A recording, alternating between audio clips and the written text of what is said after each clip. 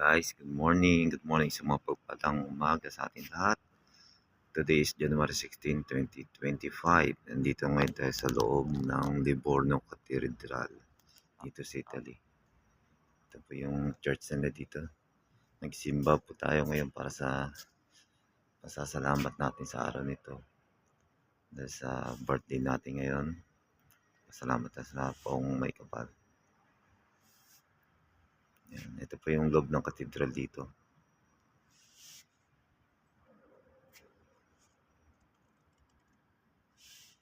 Ang ganda. Guys, muli dito tayo sa Livorno Cathedral. Ito yung ceiling niya. Yan. Ganda ng mga art.